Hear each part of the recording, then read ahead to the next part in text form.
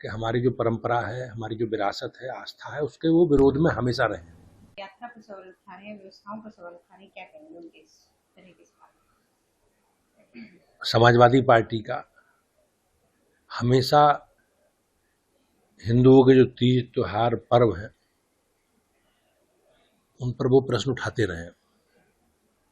और जिस प्रकार से कांवड़ यात्रा की बात चल रही है, उस कांवड़ यात्रा को समाजवादी पार्टी के समय किस प्रकार से प्रतिबंधित किया गया था वो सब जानते हैं। तो समाजवादी पार्टी का जो स्वभाव है वो सनातन विरोधी है। और जिस प्रकार से समाजवादी पार्टियों के नेताओं के बयान रहे हैं, चाहे हमारे धार्मिक ग्रंथों के बारे में हो, चाहे साधु संतों के बारे में हो, तो समाजवादी पार्टी का इतिहास रहा है कि हमारी जो परंपरा है, हमारी जो विरासत है, आस्था है, उसके वो विरोध में हमेशा रहे हैं। जो लॉ एंड ऑर्डर को लेकर भी जो है समाजवादी लगातार सवाल उठा रही है। सीएम ने भी समीक्षा की है, डैशबोर्ड पर उन्होंने जो है जिलों को नापा है। माननीय मुख्यमंत्री जी के नेतृत्व में हमेशा उत्तर प्रदेश ने पिछले 7-8 वर्षों में लॉ एंड ऑर्डर पर बहुत अच्छा काम किया है।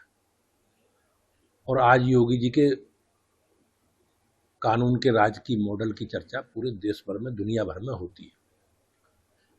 आज अपराध न्यूनतम स्तर पर है और सरकार ने जिस प्रकार से अपराधियों को चिन्हित करके उनके खिलाफ विधि सम्मत कार्रवाई की है, उसका मैसेज देश में है। और निश्चित रूप से अपराधियों में एक भय का माहौल उत्तर प्रदेश में आज बना हुआ है। राहुल गांधी ने कल कहा है कि मेरे जीजा जी, तो उन्होंने खासतौर पर जीजा जी पे बहुत जोर दिया है कि जीजा जी को 10 साल से जो भाजपा है वो परेशान कर रही, सरकार परेशान कर रही है। जिस प्रकार से कांग्रेस पार्टी के समय, यूपीए की सरकार के समय घोटाले हुए, उनके घोटालों की जांच एजेंसियां कर रही हैं, उसमें उनका नाम भी है।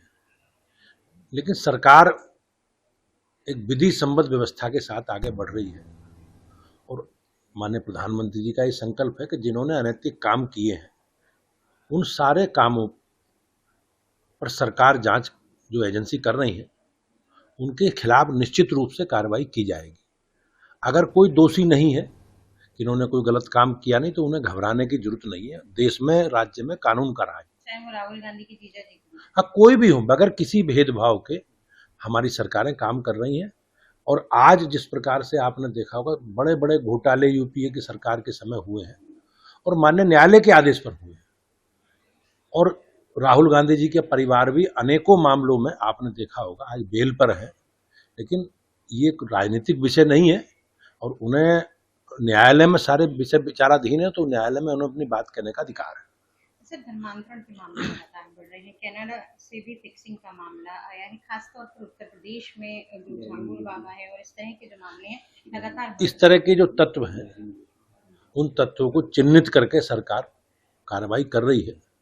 चाहे झंगुर हो या इस प्रकार के जो भी तत्व हैं जो समाज में एक अनिश्चितता का वातावरण पैदा करके समाज में धर्मांतरण के एक अभियान में लगे हैं, हमारी सरकार संकल्पित है चिन्हित करके सबके खिलाफ कार्रवाई करेगी। राजनीतिक लोगों के नाम भी एक डायरी में मिले हैं और अधिकारियों के नाम भी बड़े, जो भी लोग इस षड्यंत्र में शामिल हैं, जो भी लोग इस घटनाक्रम में इस प्रकार के तत्वों के पीछे हैं, सरकार जांच करा रही है, एजेंसियां जांच कर रही हैं, सबके खिलाफ कार्रवाई होगी। सर, एक शिक्षक है बरेली में जिन्होंने, रजनीश गंगवार, जिन्होंने कविता लिखी कावड़ मत लाना और ज्ञान का दीप जलाना, उनके खिलाफ भी मुकदमा लिखा गया है।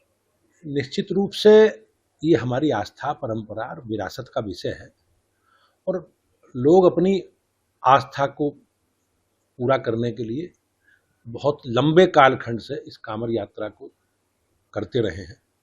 शिवालयों में जल लेकर आते हैं और शिवालयों में चढ़ाते हैं, ये हमारी आस्था का विषय है।